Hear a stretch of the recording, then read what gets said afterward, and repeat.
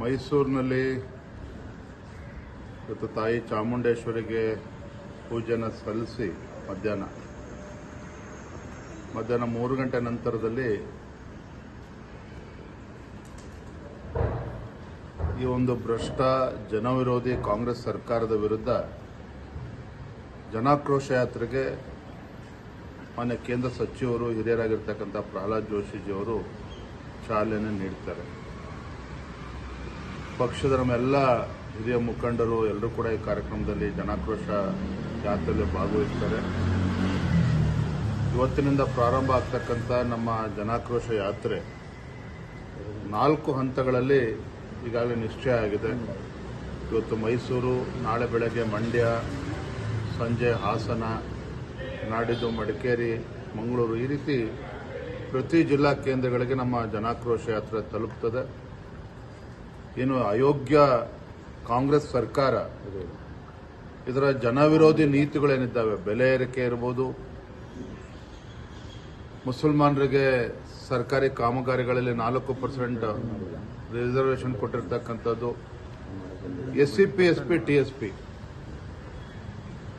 ಅದರಲ್ಲೂ ಕೂಡ ಪರಿಶಿಷ್ಟರಿಗೆ ಯಾವ ರೀತಿ ಅನ್ಯಾಯ ಮಾಡ್ತದೆ, ದೋಖಾ ಮಾಡ್ತದೆ ಸಿದ್ದರಾಮಯ್ಯ ನೇತೃತ್ವದ ಕಾಂಗ್ರೆಸ್ ಸರ್ಕಾರ, ಇವೆಲ್ಲವನ್ನು ಕೂಡ ರಾಜ್ಯದ ಜನರ ಮುಂದೆ ನಾವು ತಿಳಿಸ್ತಕ್ಕಂಥ ಕೆಲಸವನ್ನು ನಾವು ಮಾಡ್ತೇವೆ.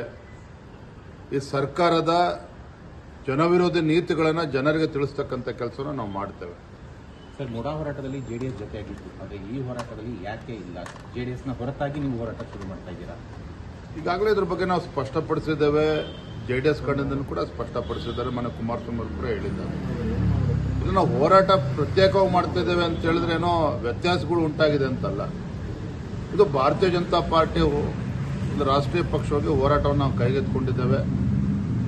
ಜನರ ಮಧ್ಯೆ ಹೋಗಬೇಕು ಅಂತೇಳಿ ಈಗಾಗಲೇ ನಿಶ್ಚಯ ಆಗಿದ್ದಂತೆ ನಾವು ಪ್ರವಾಸವನ್ನು ಶುರು ಮಾಡ್ತಾ ಇದ್ದೇವೆ. ಜೆಡಿಎಸ್ ಪಕ್ಷವು ಕೂಡ ಅವರು ಪ್ರತ್ಯೇಕವಾಗಿ ನಾವು ಹೋರಾಟ ಮಾಡ್ತೀವಿ ಅಂತ ಈಗಾಗಲೇ ಹೇಳಿದ್ದಾರೆ ಮತ್ತು ಅನೇಕ ಹೋರಾಟಗಳು ಪ್ರತ್ಯೇಕವಾಗಿ ಮಾಡಿದ್ದಾರೆ. ಸ್ವಲ್ಪ ಗೊಂದಲ ಏನಿಲ್ಲಪ್ಪ, ಸಮನ್ವಯ ಸಮಿತಿ ಬೇರೆ ಕಾರಣಕ್ಕೆ ಮಾಡಬೇಕು, ಅದನ್ನು ಮಾಡ್ತೇವೆ. ನಾನು ಕೂಡ ಅವರ ಪಕ್ಷದ ಎಲ್ಲ ಹಿರಿಯರು ಕೂಡ ನಾನು ಮಾತನಾಡ್ತೇನೆ. ಅದು ನಾವು ಹೋರಾಟ ಪ್ರತ್ಯೇಕವಾಗಿ ಮಾಡ್ತೀವಿ ಅಂತೇಳಿ ಏನೋ ಬಿಜೆಪಿ ಜೆಡಿಎಸ್ ಪಕ್ಷ ಮಧ್ಯೆ ಏನೋ ಒಡಕುಂಟಾಗ್ಬಿಟ್ಟಿದೆ. ಇದು ಯಾವುದೂ ಕೂಡ ಸತ್ಯಕ್ಕೆ ದೂರವಾಗಿರ್ತಕ್ಕಂಥದ್ದು. ಸರ್, ಇದು ವಿರೋಧ ಪಕ್ಷಗಳ ಹೋರಾಟಕ್ಕೆ ಆಡಳಿತ ಪಕ್ಷದವರು ಯಾರು ಕೂಡ ನಮ್ಮ ಹೋರಾಟಕ್ಕೆ ಆಡಳಿತ ಪಕ್ಷದವರು ಗೌರವ ಕೊಡಬೇಕು ಅಂತ ಹೇಳಿ ನಿರೀಕ್ಷೆ ಮಾಡ್ತಕ್ಕಂಥ ದಡ್ರು ನಾವಲ್ಲ. ಅಂದ್ರೆ ಇಲ್ಲಿಯೂ ಕೂಡ ಆ ಒಂದು ಹೋರಾಟಕ್ಕೆ ಮಣಿ ಅಂತದಾಗ್ಲಿ ಅಥವಾ ಯಾವುದೇ ಒಂದು ಇದನ್ನಾಗ್ಲಿ ನೋಡಿ, let me tell you one thing. ನಮ್ಮ ಹೋರಾಟ, ಭಾರತೀಯ ಜನತಾ ಪಾರ್ಟಿಯ ಹೋರಾಟ, ಇದು ಪ್ರಾಮಾಣಿಕವಾಗಿರ್ತಕ್ಕಂಥ ರಾಜ್ಯದ ಹಾಗೂ ರಾಜ್ಯದ ಜನರ ಒಂದು ಕಾಳಜಿಯನ್ನು ಇಟ್ಕೊಂಡು ನಾವು ಹೋರಾಟವನ್ನು ಪ್ರಾರಂಭ ಮಾಡ್ತಾ ಇದ್ದೇವೆ. ಈಗ ಯಾವುದು ಚುನಾವಣೆಗಳಿಲ್ಲ. ಹಿಂದೆ DK ಶಿವಕುಮಾರ್ ಅವರು ಮೇಕೆದಾಟು ಪಾದಯಾತ್ರೆ ಮಾಡಿದ್ರು. ಯಾವಾಗ ಮಾಡಿದ್ರು? ವಿಧಾನಸಭಾ ಚುನಾವಣೆ ಸಂದರ್ಭದಲ್ಲಿ ಮಾಡಿದ್ರು. ಅನೇಕ ಹೋರಾಟಗಳು ಚುನಾವಣೆ ಬಂದಾಗ ಕಾಂಗ್ರೆಸ್ ಅವರು ಮಾಡಿದ್ರೆ ಹೊರತು, ಆದರೆ ನಮ್ಮ ಹೋರಾಟ ಯಾವುದೂ ಚುನಾವಣೆಗಳು ಇಲ್ಲದೆ ಹೋದರೂ ಸಹ ಜನರ ಪರವಾಗಿ ಧ್ವನಿ ಎತ್ತಬೇಕಾಗಿರ್ತಕ್ಕಂಥದ್ದು ವಿರೋಧ ಪಕ್ಷವಾಗಿ ನಮ್ಮ ಕರ್ತವ್ಯ ಇದೆ.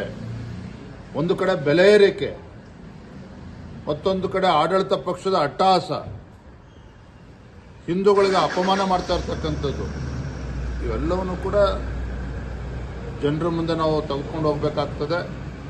ಜನರಿಗೆ ನೈಜ ಸಂಗತಿಗಳನ್ನು ತಿಳಿಸ್ತಕ್ಕಂಥ ಕೆಲಸ ವಿರೋಧ ಪಕ್ಷವಾಗಿ ನಾವು ಮಾಡಬೇಕಾಗ್ತದೆ. ಅದನ್ನು ಮಾಡ್ತಾ ಇದ್ದೀವಿ. ಅಸ್ತಿತ್ವ ಉಳಿಸ್ಕೊಳ್ಳೋಕೆ ವಿಶ್ವದ ಅತಿದೊಡ್ಡ ಒಂದು ರಾಜಕೀಯ ಪಕ್ಷ ಅಂದರೆ ಭಾರತೀಯ ಜನತಾ ಪಾರ್ಟಿ. ಅಸ್ತಿತ್ವದ ಪ್ರಶ್ನೆ ಕಾಡ್ತಾ ಇರ್ತಕ್ಕಂಥದ್ದು ಕಾಂಗ್ರೆಸ್ ಪಕ್ಷಕ್ಕೆ. ದೇಶದಲ್ಲಿ 400ಕ್ಕೂ ಹೆಚ್ಚು ಸಂಸದರನ್ನ ಹೊಂದಿದ್ರು ಕಾಂಗ್ರೆಸ್ ಪಕ್ಷದವರು. ಇವತ್ತು ಎಂಥ ಪರಿಸ್ಥಿತಿ ಬಂದಿದೆ, ಯಾವ ಪರಿಸ್ಥಿತಿ ಬಂದ್ಬಿಟ್ಟಿದೆ ಕಾಂಗ್ರೆಸ್ ಪಕ್ಷದವರು.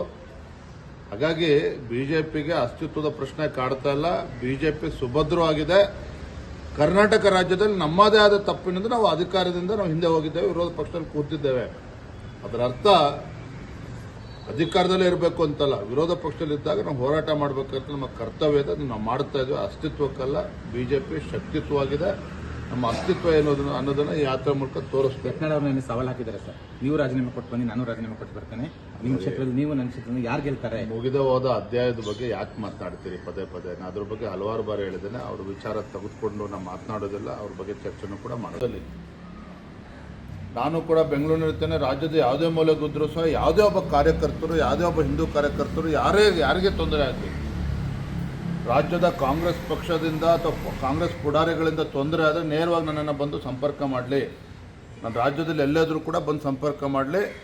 ಅವರಿಗೆ ಕಾನೂನಾತ್ಮಕವಾಗಿ ರಕ್ಷಣೆ ಕೊಡ್ತಕ್ಕಂಥದ್ದು, ಕಾನೂನು ಸಲಹೆ ಕೊಡ್ತಕ್ಕಂಥದ್ದು, ಅವ್ರಿಗೆ ಸಂಪೂರ್ಣ ರಕ್ಷಣೆ ಕೊಡ್ತಕ್ಕಂಥದ್ದು ನಮ್ಮ ಜವಾಬ್ದಾರಿ.